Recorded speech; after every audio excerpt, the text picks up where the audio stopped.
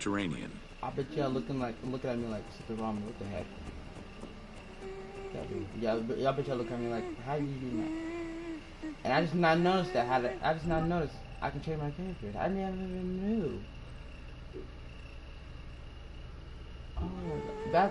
These characters are the part of the characters that like are the ones that we discovered already, and then yeah, a Roma soldier. What the heck? Why did he look like that dude from when I was trying to find that when I was close to the arena? Oh okay, yeah, I'm supposed to follow over there, but I'm trying to see something. Yeah, let's see. Okay, let's go over here. The Great Walls of Alexandria had a humble beginning. Okay. Lacking chalk to outline the future city's foundations, architects were forced to use flour instead. No, wait. Clouds of migrating birds swept down. So if I use a little kid, and then And ate the flour, erasing the plans. yeah, what the This freak? prompted Alexander to seek guidance from the oracles, who reassured him that his future city was destined to feed a large population. Well, what if I can get on the horse?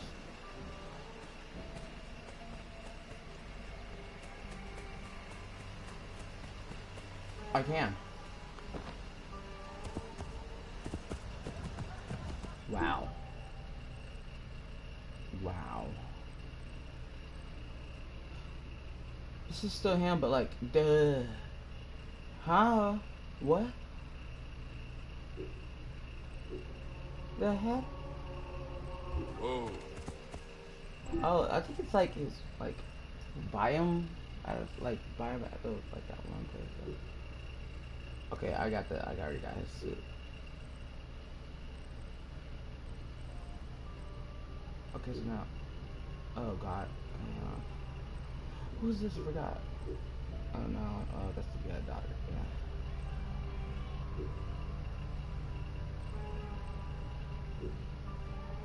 Yeah, but this is what she, when I came iron, that's what she looked like. But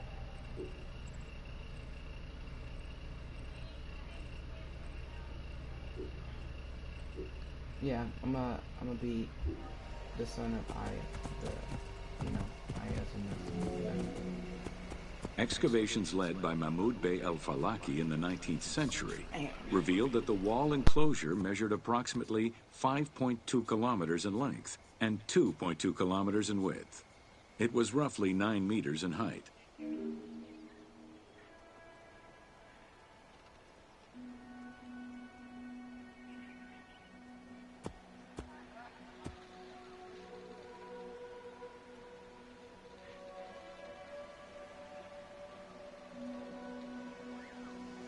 Okay, now I'm back. Okay, so I guess. Oh my god, no, mama. Oh my god.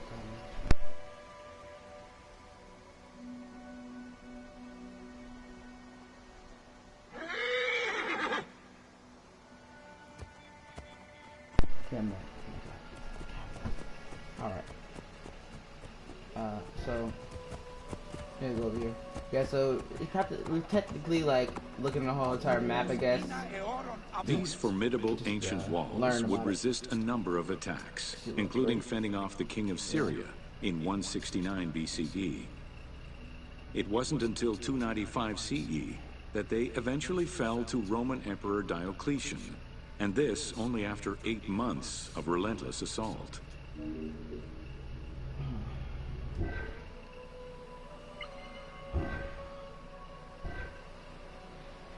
Hang on.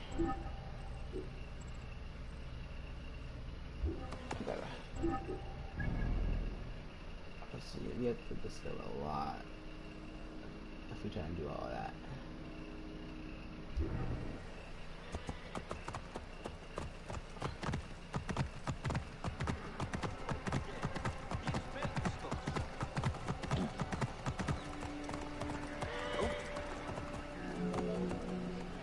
Alexandria's principal architect, Dinocrates, chose a Hippodamian grid plan. The grid maximized functionality, with wide, straight roads and canals running beneath them. Alexander recognized the military value of the city's design.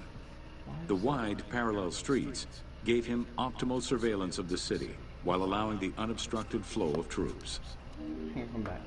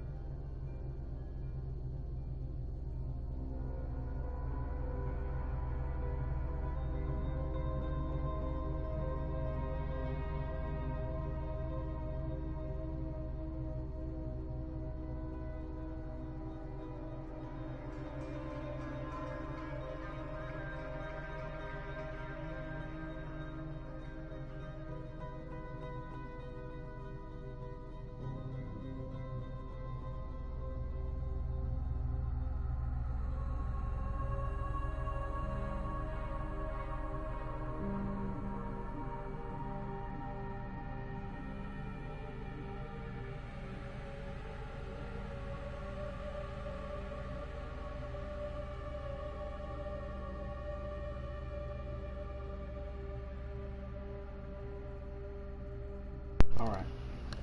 Okay. But why does it say 2016 right there? On top. So that's when it got down or something? Okay. So we gotta go over there. Well, but when his son though, like, you know?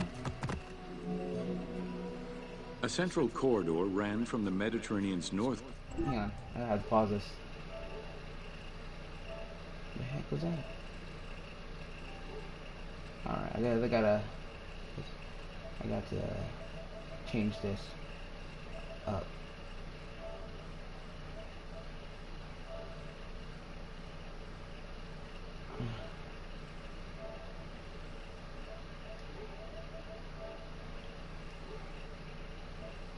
Okay. Down to Lake Mariotis to the south. So, This thoroughfare acted as an unobstructed link for commercial trade and travel between the two ports.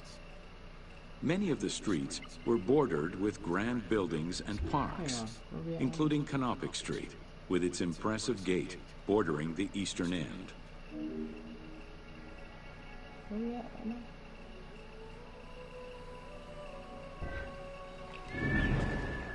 Hang on. So, oops. I can go up in the air. I feel like that one spot that we just seen. Huh. Right over there, alright. But look, when we go into like the Alexandria was most likely built upon an already existing Egyptian village. Upon its completion, the Egyptians reviled the city, refusing to call it by its founder's name. Instead, they called it Raked, the building, as a mark of disdain, which was later Hellenized into Rakotis. Despite this, the name Alexandria would remain.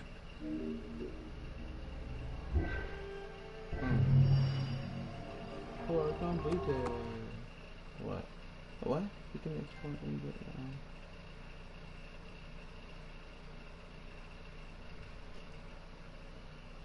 welcome to the Discovery Tour. So,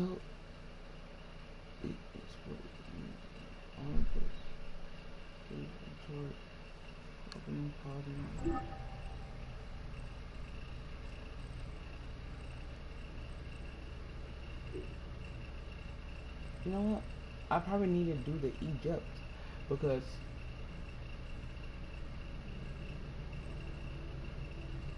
so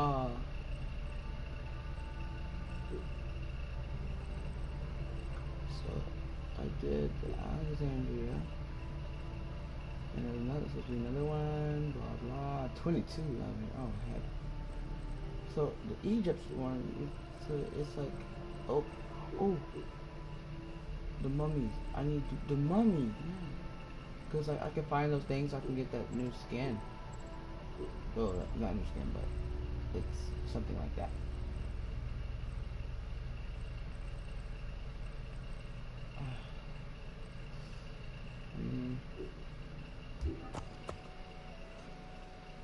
Let's see.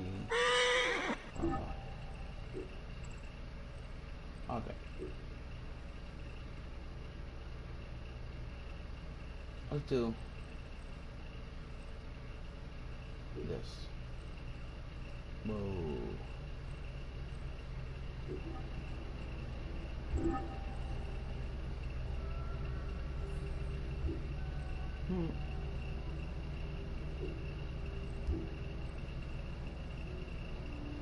Alright.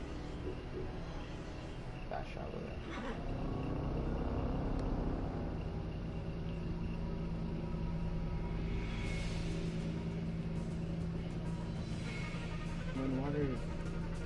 Wonder if this whole okay, I know that. Oh, this is the first time. I think that was the one that I was inside before. Welcome to Osiris, the first mummy. Yeah.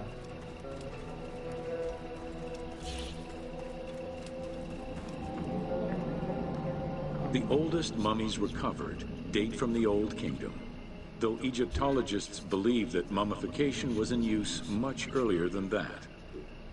At first, the body was mummified through environmental desiccation, by leveraging the dryness of the environment and the heat of the climate. Early experimentations in mummification were conducted with the use of resin made from tree sap. Strips of linen were only used on some superficial parts of the epidermis of the hands or jaw.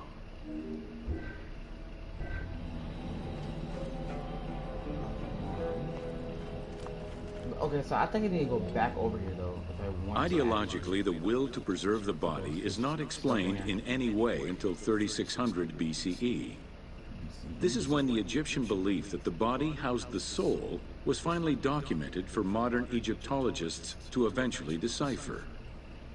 It was not until the arrival of the myth of Osiris in the Egyptian religion around the 5th dynasty that mummification was thoroughly conceptualized.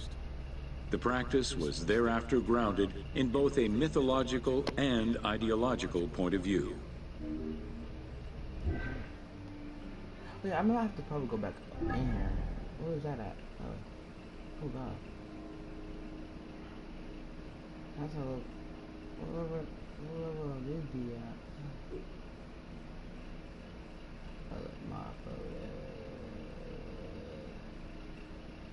Okay, let's see what's about the map. Oh, hang on. Let's go back over here because I know. Yeah, that was the one over there. But I didn't do it right now. But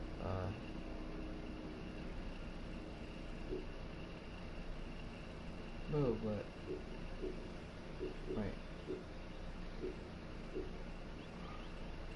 Hang on. But if I go over here. I think I've already been over here that one time. No, I haven't. That's why I want to probably come over here now, so I can try to get those. Osiris was mainly known as the god of the dead and the god of resurrection. The most well-known Genesis myth concerning Osiris is that of his dismemberment.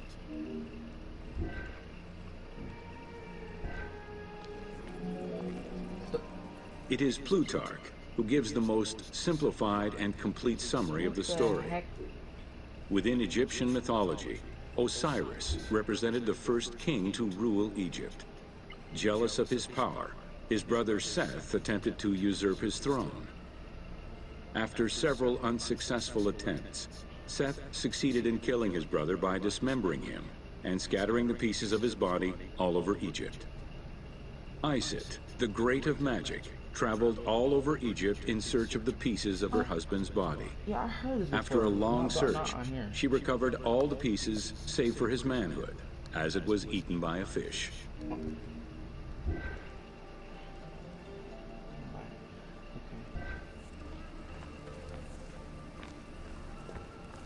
Now I'll try to know where... Isis then reassembled the body of her husband by binding it together with strips of linen.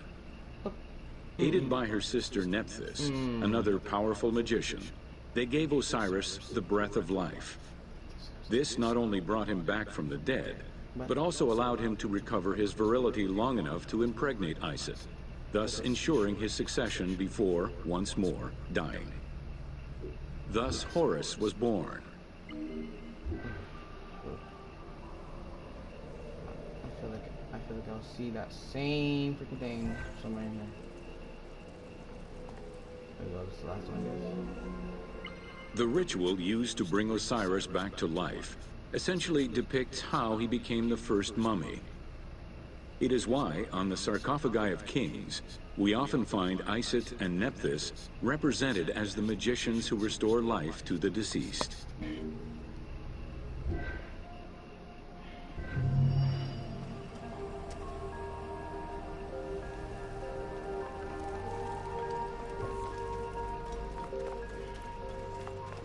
So I'm probably gonna have to. I'm probably gonna go back over here so I can get the other coins, you know. But then there's supposed to be a marking spot probably around here. Nope, there's not. There's not. And actually, I think it's that. What's that called? What's it called? I feel like I know. Like, I feel like there was the scales over here somewhere. Oh. Like the rocks. I feel like it was over here somewhere.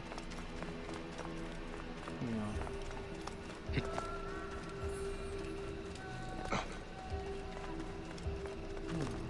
gotta be here. Probably literally probably up there. Holy crap. And then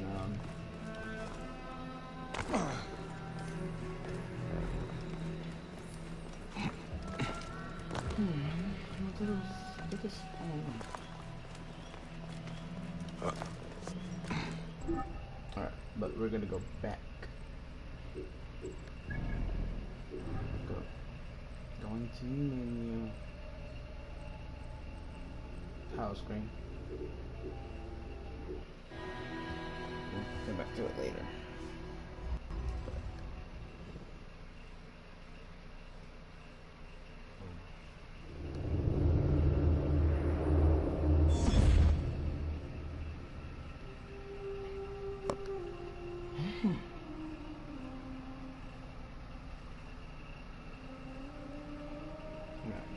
Okay, never mind, I'm done.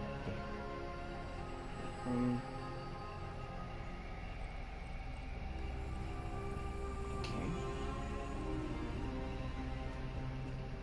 I'll see something on the option.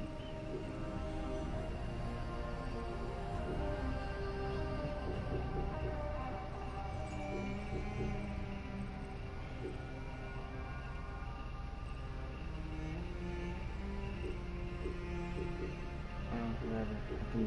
No, I want it because I don't care.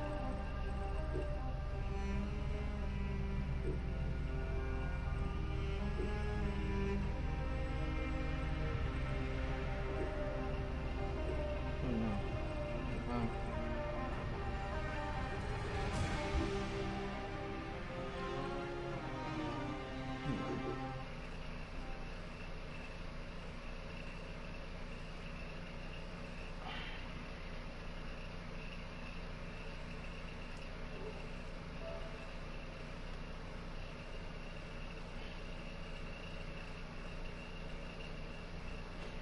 Okay, I'm actually gonna end this live anyway.